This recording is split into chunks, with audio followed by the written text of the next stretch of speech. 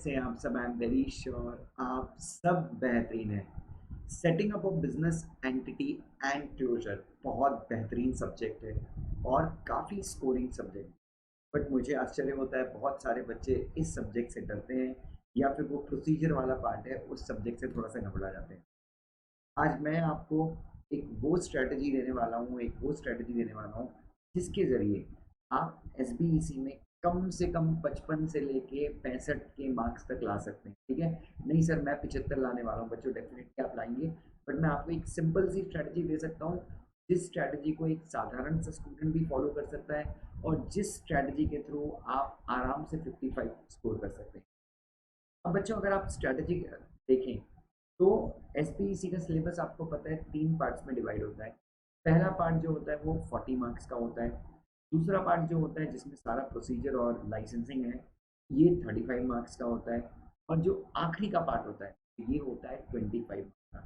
अब स्ट्रैटेजी समझिए बच्चों, स्ट्रैटेजी ये है कि आप जब क्वेश्चन पेपर शुरू करेंगे तो आप पार्ट सी से शुरू करेंगे। Domain company, striking off, insolvency and bankruptcy code. अगर मैं गलत नहीं हूँ तो ये government company, striking off, insolvency and bankruptcy code, right? तो ये 3 चैप्टर्स आपको अच्छे से करने हैं। कहाँ पे? एसबीईसी में।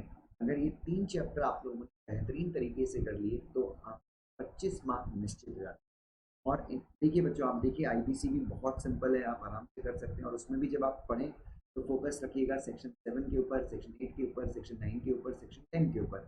और फिर जो लिक्विडेशन का पार्ट है आखिरी का, वाटरफॉल मैकेनिक्स, और सेक्शन 14 जो मॉरेटोरियम से डील करता है। ठीक है?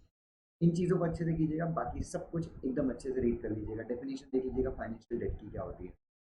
ये हो जाएगा अपना इंसॉल्वेंसी एंड बैंक्रप्सी कोड। फिर स्ट्राइकिंग ऑफ आरओसी कैसे करता है अपने, या फिर आरओसी अपने ओन मोशन पे कैसे करता है, कंपनी के एप्लीकेशन पे कैसे करता है, और उसके बाद कंपनी का नाम रिस्टोर कैसे होता है। तो ये एकदम अच्छे से पढ़ लीजिएगा।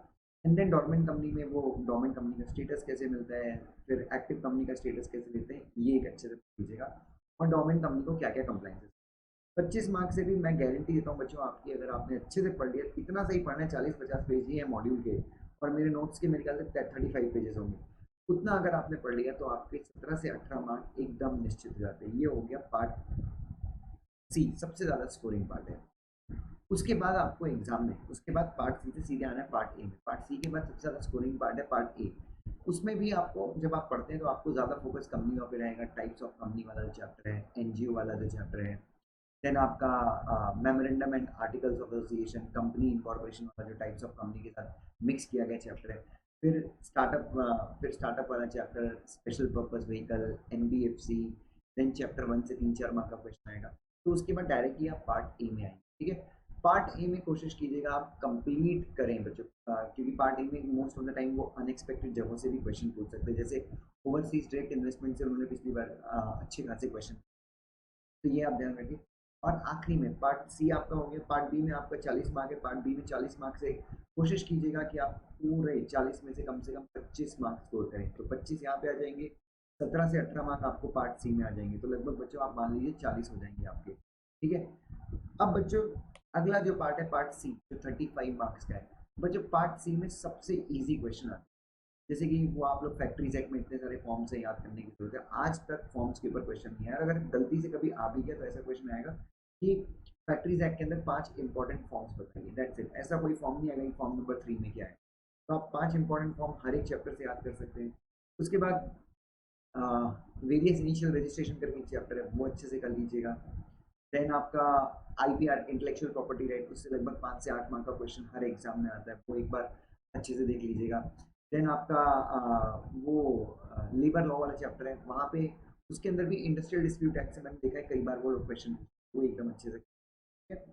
तो कोशिश कीजिएगा यहाँ पे 40 में से 20 मार्क आप, तो 40 अपन ने वहाँ पे ले आए थे। इस 40 में से गिरी से गिरी हालत में 20 तो आ सकते हैं बच्चों। 20 आप यहाँ पे स्कोर कर लीजिए, आपके 60 मार्क्स बराबर हो गए। और मैंने कहीं पे भी आपको ज़्यादा मार्क्स नहीं दिए हैं। मैंने सिर्फ आपको कहा है पार्ट सी में आपको 17 से 18 मार्क्स स्कोर करने हैं कम से कम। सो अगर ये स्ट्रैटेजी आपने फॉलो की तो एसबीसी में मेरा गारंटी है कि आपको एग्जामेशन आएगा। अगली चीज़ मैं हमेशा यही कहता हूँ, वैक्सीन रूपी इंपॉर्टेंट चीज़ मैं आपको कहना चाहूँगा कि कुछ भी छोड़िएगा नहीं। पेपर का 1 मार्क का भी क्वेश्चन देगा, आप शुरू में क्वेश्चन सॉल्व करें, कोई क्वेश्चन आपको नहीं आता आप उसकी जगह छोड़ दीजिए, वहाँ पे टाइम वेस्ट मत कीजिए, इमीडिएटली आप नए क्वेश्चन पे स्विच कर जाए, ठीक है। So if you follow this strategy बच्चों, ये स्ट्रेटजी आप कोशिश कर सकते हैं, सबके साथ आप ये स्ट्रेटजी शेयर कीजिए, and I am very sure आपको काफ़ी अच्छा रिजल्ट आएगा इस स्ट्रेटजी के थ्रू, ठीक है। तो जस्ट फॉलो कीजिए स्ट्रेटजी, राइटिंग प्रैक्टिस करते रहिए, थोड़ा थोड़ा लिखने की आदत डालिए, आईसीएसआई की सजेस्टेड पेपर दे लीजिए, और प्लीज़ बच्चों डरिए मत, घबराइए मत, पेपर बहुत अच्छा आने वाला है, आप लोगों की मेहनत अच्छी रही तो पेपर तो ईजी होगा। देखिए डर जाने से आप लोग पेपर जानबूझ के, अच्छा खासा पेपर भी डर के कारण बिगड़ जाता है। तो मैं आपसे गुजारिश करूंगा कि बच्चों प्लीज़ डरिए मत, और अभी तक आपने पढ़ाई नहीं की थी, अभी तक आपका टाइम खराब था, कोई दिक्कत नहीं, आप चाहें तो कल से भी मेहनत करेंगे तो आप बच्चों एग्जाम क्रैक कर सकते हैं, ठीक है। Love you so much, God bless you, thank you.